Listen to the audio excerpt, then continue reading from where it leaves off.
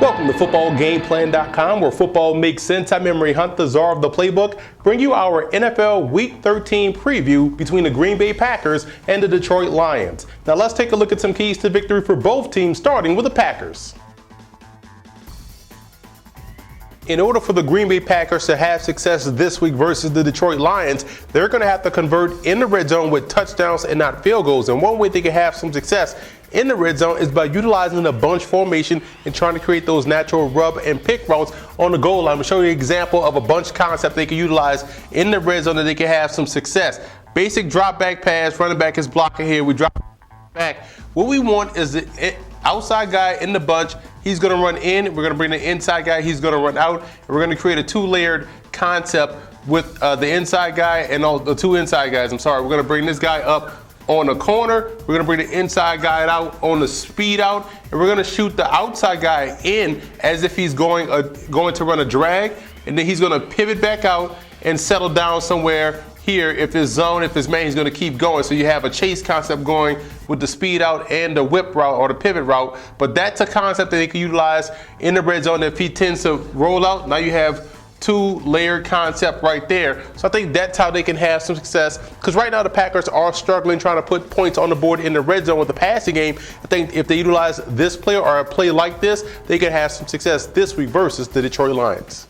In order for the Lions to have some success this week versus the Green Bay Packers, they're going to have to communicate in the secondary. And the good part about a team like Green Bay that spreads the field is that Detroit sees a lot of it from their own offense in practice. So if they can communicate well versus Green Bay, they can slow down the passing game and show you how they can communicate by passing guys off on the back end. Now, we're going to play cover 3. So you have the safety dropping back, patrolling the middle of the field. And what we're going to do, we're going to show you a concept that the Packers love to run. And so we're going to send a smash concept on this side. We're going to send this guy here.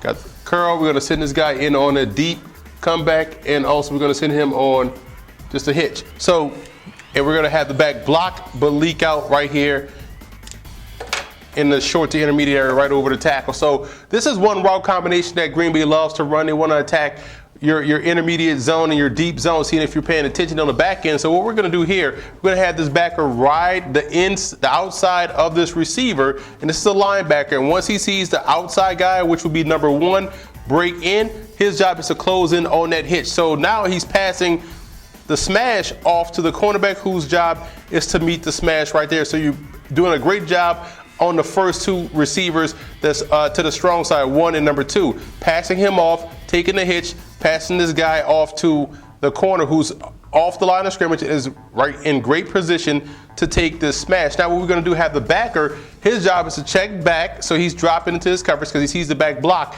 Now once he sees the back leak out, his job is to close in on that back. So now you're protected if the back leaks out. If this back doesn't leak out, he's still riding this stem of the inside receiver. In case he breaks this way, then he passes him off to the safety. But he sees no threat to his inside zone, so he drops back and covers this hook route by the tailback. Now what we have on the other side, the weak side, we have this backer here. His job is to close right underneath, get depth until he sees the guy break in. So now what we're going to have, because he has a cornerback coming over top. So now you're squeezing this comeback route because you have the nickel guy on the outside shoulder of the receiver riding. Same rules apply. He sees the hitch. His job is to close down on that hitch. So again, simple concept, but if they can communicate in their underneath coverage, they're going to do a great job in taking away any hot or quick read by the quarterback. So like I said before, they see a lot of this from their own offense in practice. So if they can just communicate even more so this week versus Green Bay, they'll do a great job in the passing game. Now here are some coaching points for both teams in this ball game. For Green Bay, Mike McCarthy's red zone play calling has to improve. He has to become creative without losing the identity. Green Bay leaves a lot of points on the field, a lot of touchdowns on the field in the red zone. They have to start coming away with 7 instead of 3. And the run game has to find its creativity this week versus Detroit. An over-aggressive defensive line, those defensive tackles want to fly up the field. So I would suggest maybe your sprint draw, your gut plays, your inside zone, and I think the Packers can have some success on the ground. And you have to stay active in the secondary. Matt Stafford will give you opportunities to make plays on the ball, which could then result into a turnover. And for the Lions in this ball game, it's all about playing the position game where the outside corners have to play outside technique to force things inside. That way you can avoid the back shoulder throw. And on the inside, if you're a slot corner, you play inside technique so you don't give up inside position to those quick slants or skinny posts. And I think that's how they can have some success defending the pass versus Green Bay. You have to go aggressive versus Matt Flynn. Remember, this is not Aaron Rodgers back there in the pocket. Yes, he's athletic, but you can get aggressive in your pressure packages, and Reggie Bush in the vertical passing game will be key. You want to find the ideal matchup in the passing game and exploit it. You have a unique talent in Bush. Find ways to get him the ball any way possible. Now let's take a look at our whiteboard workout, which are some in-game adjustments you want to look out for. Now for Green Bay, it'll be interesting to see if they give Matt Flynn the green light to take off. Here's a guy not as athletic as Aaron Rodgers, but definitely is an athlete, a guy that can pick up those cheap 4 or 5 yards. Let's see if the Packers give him the green light to take off. And I would also utilize that 5-yard cushion on defense. We're going to see how aggressive they get with those Lions wide receivers to try to throw off that timing so that way they can get pressure on Matt Stafford. And one trick play to steal momentum. I believe Green Bay has to go with one trick play, whether it be on offense or special teams. You have to generate opportunities for yourself in this ball game.